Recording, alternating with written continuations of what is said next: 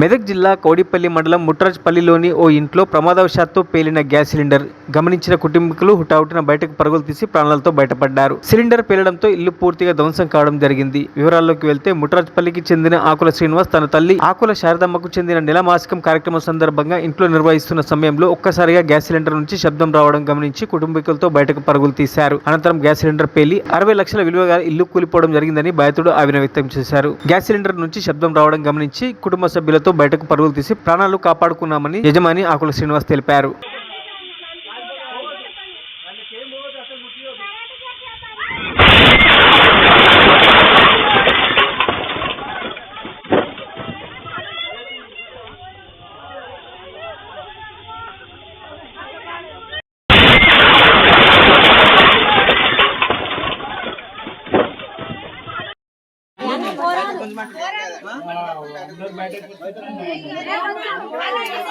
పదిలింది లోపలికనే కాబట్టి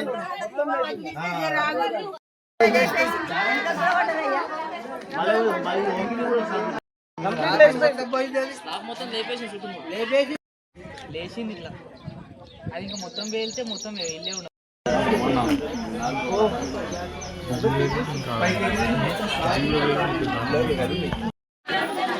తెలంగాణ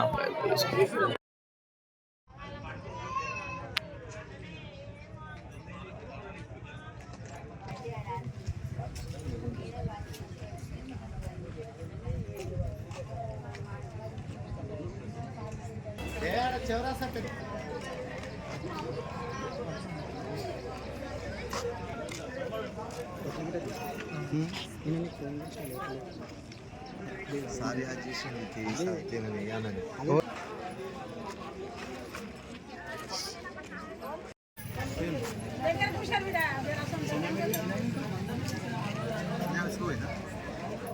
కవర్ కూడా అంటుకుంది పైన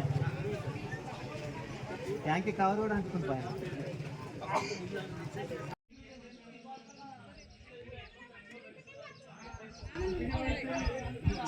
నెలమాసికం ఉంది ఈరోజు. అయితే ఏమైందంటే పల్లి మా అమ్మ నెలమాసికం ఉండే అన్నీ బంద్ చేసుకుని నైవేద్యం పెడదాం అనుకుంటున్నాం. పక్కకున్న సిలిండర్ లీకేజ్ అయ్యి సౌండ్ వచ్చింది. అందరిని దొరికొచ్చి బయట దొరికొచ్చేసిన అందరినీ. ఇక అందరు బయటకు వచ్చినాక ఎగ్జామ్ వెళ్ళిపోయింది. ఇక నాకు ఏమైందో తెలియదు. ఇంచుమించు జరిగినప్పుడు సంఘటన జరిగినప్పుడు ఎంతమంది 20 మంది దాకా ఉన్నారు ఇంట్లో. 20 మంది దాకా ఉన్నారు. చిన్నోళ్ళు పెద్దోళ్ళు అందరు కలిసి 20 మంది దాకా ఉన్నారు. ఏం ఇంట్లో ఇప్పుడు మీరు చూస్తే అంటే ఇల్లు పరిస్థితి మొత్తం డ్యామేజ్ అయిపోయింది. ఏం లేదు, స్లాబ్ లేదు, ఇల్లు లేదు, ఏం లేదు. గోడలన్నీ పోయినాయి, అన్నీ పోయినాయి. మొత్తం బట్టలు బియ్యం అంతా క్రాక్ అయిపోయింది.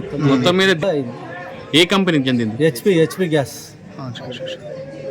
అంటే ఉంది గ్యాస్ ఇన్సూరెన్స్ చేయించిన ఇన్సూరెన్స్ చేయించి పెట్టాను. వాళ్ళు ఇన్సూరెన్స్ కంపెనీ వాళ్ళు కానీ హెచ్పి గ్యాస్ అయిన వచ్చిండు, చూసిండు, విచారణ చేసిండు. బట్టలు అవన్నీ అలిగిపోయినాయి. మళ్ళీ ఫ్రిడ్జ్, కూలరు అవన్నీ ఉండే అన్ని మొత్తం ఏమి పనికి రాకుండా అయింది. ఆస్తి నష్టం సుమారుగా 60-70 లక్షల దాకా ఆస్తి నష్టం అయింది. మొత్తం ఇల్లు ఏం పనికి రాకుండా అయిపోయింది. మొత్తం పరిస్థితి ఇంకా ప్రమాదం అవుతుండే. మనుషులు చావకుండా అందరినీ బయటకు తీసుకొచ్చిన నేను. అట్లా అన్యాయం అయింది. అందరూ అందుకని వచ్చింది. బయటకు వచ్చే వరకు కాలుకు దెబ్బ తాకింది. ఆమె కాలు ఫ్రాక్చర్ అయింది.